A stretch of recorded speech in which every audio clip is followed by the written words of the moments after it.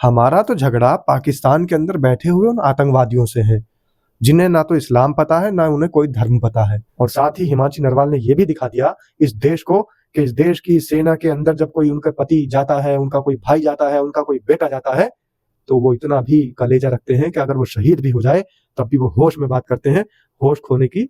नमस्कार, स्वागत है आपका। मेरा नाम है विपिन विभाग। मेरे साथ मेरे सहयोगी सादाब रिजवी। धन्यवाद साहब।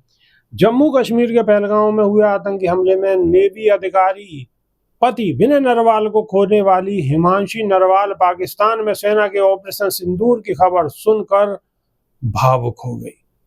उनकी आंखों में आंसू आ गए। उन्होंने सरकार से कार्रवाई नहीं रोकने की गुहार लगाई है। उन्होंने कहा है कि मेरा पति डिफेंस में था और वो जब ज्वाइन किया तो चाहता था कि देश में शांति हो, निर्दोषों की जान नहीं जानी चाहिए, इस देश में नफरत और आतंक न हो, इसका स्प्रिट इस ऑपरेशन सिंदूर में है। आतंकवाद और नफरत सरकार द्वारा बर्दाश्त नहीं किया जा सकता। पहलगांव में आतंकी हमले में 26 लोगों की मौत हुई। इसमें हरियाणा के करनाल के रहने वाले नौसेना अधिकारी लेफ्टिनेंट विनय नरवाल भी शामिल थे। 26 साल के विनय नरवाल पत्नी हिमांशी के साथ पहलगांव में हनीमून मनाने गए थे। आतंकी हमले से 3 सप्ताह पहले ही नरवाल की हिमांशी से शादी हुई थी। पहलगांव में आतंकी हमले के बाद हिमांशी की भावुक तस्वीरों ने लोगों को आक्रोश से भर दिया। इस तस्वीर में हिमांशी मृत पति के शरीर के बगल में बैठी थी और उनका चेहरा झुका हुआ था। हिमांशी ने कहा कि इस ऑपरेशन के लिए मैं भारत सरकार का धन्यवाद करती हूँ। मैं सरकार से आग्रह करती हूँ कि ये यहीं ख़त्म नहीं होना चाहिए। यह आतंकवाद के खात्मे की शुरुआत है, ताकि जैसी घटना मेरे साथ हुई वैसी घटना किसी के साथ ना हो। उन्होंने आतंकवादियों के खिलाफ ऑपरेशन को ऑपरेशन सिंदूर नाम दिए जाने पर कहा कि मैं इस नाम से मैं खुद को रिलेट कर सकती हूँ। मैंने एक जिंदगी खो दी है, अभी शायद किसी को नहीं पता कि मेरे साथ क्या हो रहा है। ये नाम बहुत सही है। इस घटना की वजह से बहुत माँ ने, औरतों ने अपनी जान खोई है, अपना एक हिस्सा खोया है। मैं उम्मीद करती हूँ कि ऐसा ऑपरेशन करने की नौबत आगे कभी नहीं आए, ऐसा कुछ दोबारा किसी और के साथ ना हो। ऑपरेशन की जानकारी देने के लिए सेना ने बयान जारी किया है। साथ ही सरकार ने प्रेस कॉन्फ्रेंस किया है। इसमें कर्नल सोफिया कुरैशी और विंग कमांडर व्योमिका सिंह मौजूद थी। दोनों महिला अधिकारियों के प्रेस ब्रीफिंग पर हिमांशी नरवाल ने कहा है कि महिला ही महिला को ज्यादा रिलेट कर सकती है। बाप ने बेटे को खोया है, भाई ने भाई को खोया है, उनका काफी दर्द है। औरत ही औरत का बदला ले सकती है। यह बहुत अच्छी बात है। यह अच्छी बात है कि महिला अधिकारियों को मौका दिया गया है। मैं उम्मीद करती हूँ कि सुरक्षा बलों में महिला और पुरुषों की बराबरी की भागीदारी होगी। हिमांशी नरवाल ने हमले में मारे गए लोगों को शहीद का दर्जा दिए जाने की मांग का समर्थन किया है। उन्होंने कहा कि मेरे पति को सर्वोच्च सम्मान मिलना चाहिए। सादाब रिजवी।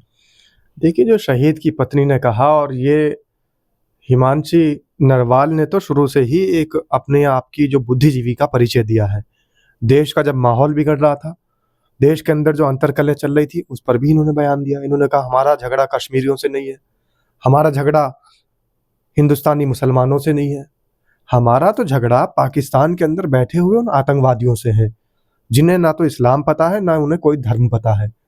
आप देखिए, इस्लाम से जो लोग आतंकवादियों को जोड़ते हैं, रिलेट करते हैं, तो सबसे पहली बात तो ये है, कुरान में लिखा है, इस्लाम की किताब जिसको इस्लाम के लोग मानते हैं, कि जिसने बेगुनाह का कत्ल किया उसने पूरी कायनात का, पूरी इंसानियत का कत्ल किया।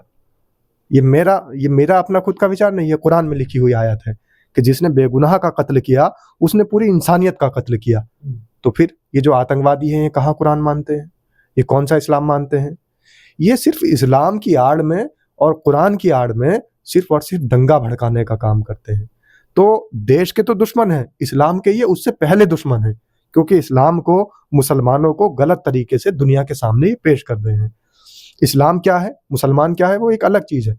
और ये कुरान को और इस्लाम को बदलने के बाद अपने ही सिद्धांतों को गढ़ कर लोगों के सामने पेश करते हैं, और लोग बाग इससे गुमराह हो जाते हैं।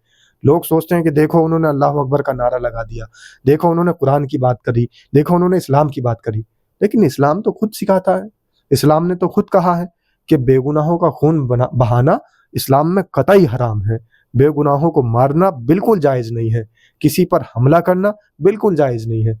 यहाँ तक कि इंसानियत के अंदर इस्लाम ये संदेश देता है कि आप शांति का संदेश फैलाएं, अमन व अमान कायम करने की बात करें, आपसी भाईचारे से रहें और प्यार मोहब्बत के साथ आपस में रहें। ये इस्लाम का संदेश है। तो यही संदेश हिमांशी नरवाल ने शुरू में देने की कोशिश की थी इस देश को। तो हिमांशी नरवाल तो बहुत ज़्यादा एक बुद्धिजीवी औरत है और साथ में वो जो मांग कर रही है कि शहीद का दर्जा मिलना चाहिए, वो वाकई मिलना चाहिए। और साथ ही हिमांशी नरवाल ने ये भी दिखा दिया इस देश को कि इस देश की सेना के अंदर जब कोई उनका पति जाता है, उनका कोई भाई जाता है, उनका कोई बेटा जाता है, तो वो इतना भी कलेजा रखते हैं कि अगर वो शहीद भी हो जाए तब भी वो होश में बात करते हैं, होश खोने की कहीं भी गुंजाइश नहीं छोड़ते। और अनाप शनाप जो लोग बाग उल्टे सीधे कुकृत्य कर रहे हैं, जो कि अपना आपा खो बैठे हैं, जो कि आपस में ही अपने देश के अंदर दंगा फसाद कराने की अराजकता फैलाने के काम कर रहे थे, उनको भी संदेश देने का काम किया हिमांशी नरवाल ने। हिमांशी नरवाल ने सब पूरे हिंदुस्तान के 140 करोड़ लोगों को एक संदेश दिया है। उनके संदेश को सबको समझना चाहिए और उस पर कोशिश करनी चाहिए कि उसी संदेश पर हम सब लोग मिलकर चलें, क्योंकि उसी में देश की भलाई है। अभी के लिए सिर्फ इतना ही। नई वीडियो में फिर रूबरू होंगे। बहुत बहुत शुक्रिया। नमस्कार। धन्यवाद साहब।